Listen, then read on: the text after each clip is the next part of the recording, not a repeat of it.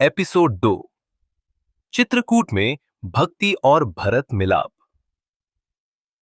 भरत से भेंट के पश्चात श्री राम, माता सीता और लक्ष्मण ने चित्रकूट में निवास करने का निर्णय लिया।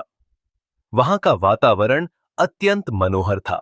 नीलांबर आकाश, सुरम्य पर्वत, मंद मंद बहती मंदाकिनी नदी और चारों ओर गूंजते वेद मंत्र। श्री राम ने वहां एक कुटिया बनाई और माता सीता तथा लक्ष्मण के साथ साधना और भक्ति में समय व्यतीत करने लगे। इधर अयोध्या में महाराज दशरथ के वियोग से समस्त नगर शोकाकुल था। भरत, जो उस समय अपने ननिहाल में थे, जब वापस लौटे तो उन्हें अपने पिता की मृत्यु और माता कैकेयी के कृत्य का ज्ञान हुआ। यह सुनकर वे अत्यंत व्यथित हुए और अपनी माता को कड़ी फटकार लगाई। उन्होंने यह स्वीकार करने से इनकार कर दिया कि वह राजगद्दी पर बैठेंगे और श्री राम को वापस लाने का निश्चय किया। भरत ने नंदीग्राम में राजकाज का भार अस्वीकार कर अपने भाइयों और गुरु वशिष्ठ सहित चित्रकूट की यात्रा की। उनके साथ अयोध्या की प्रजा भी चली, जो श्री राम के बिना अपने राजा के रूप में किसी और को स्वीकारने को तैयार न थी। जब भरत चित्रकूट पहुंचे तो उन्होंने दूर से ही श्री राम, माता सीता और लक्ष्मण को देखा। वे भाव विभोर हो गए। उनके नेत्र अश्रु बहाने लगे और वे दौड़कर श्री राम के चरणों में गिर पड़े। भैया, मैं अयोध्या को बिना आपके शून्य देखता हूं। मुझे क्षमा कीजिए और मेरे साथ लौट चलिए। पूरा अयोध्या आपकी प्रतीक्षा कर रहा है। भरत की भक्ति देखकर सभी भावुक हो गए। लक्ष्मण भी अपने आंसू नहीं रोक पाए, परंतु श्री राम ने प्रेम पूर्वक भरत को उठाया और उनके सिर पर हाथ फेरते हुए बोले, भरत, यह मेरा धर्म है। पिताजी ने जो आज्ञा दी है उसे पूर्ण करना मेरा कर्तव्य है। यदि मैं इसे तोड़ दूं तो मैं कभी धर्म का पालन करने योग्य नहीं रहूंगा।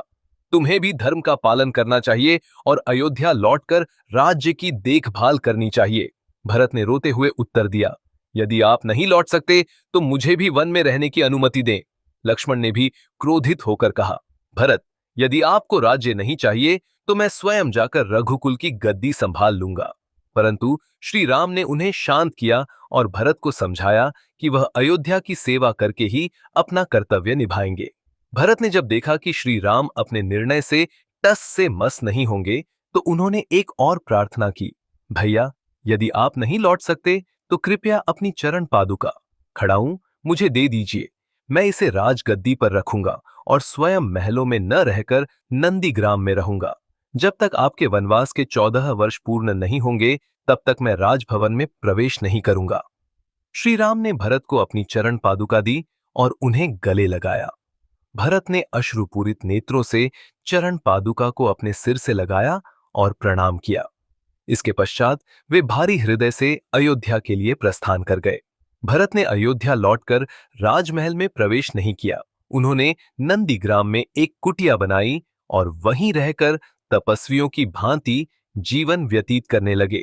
उन्होंने वनवासियों के समान आहार ग्रहण किया और प्रतिदिन श्री राम की चरण पादुका की पूजा की। इस प्रकार भरत ने अपने भाई के प्रति असीम भक्ति और निष्ठा का परिचय दिया। भरत की भक्ति, श्री राम का त्याग और लक्ष्मण का कर्तव्य, इन सभी ने धर्म की एक नई परिभाषा स्थापित की। श्री राम ने अपने पिता की आज्ञा का पालन किया, भरत ने भक्ति और सेवा का उदाहरण प्रस्तुत किया और लक्ष्मण ने अपने भ्रातृ प्रेम को सर्वोच्च स्थान दिया। अब श्री राम, माता सीता और लक्ष्मण को आगे दंडकारण्य की यात्रा करनी थी, जहां नए संघर्ष और परीक्षाएं उनका इंतजार कर रही थीं। क्या होने वाला था आगे? कौन कौन से संकट उनकी परीक्षा लेंगे? यह जानने के लिए देखते रहिए अगला एपिसोड।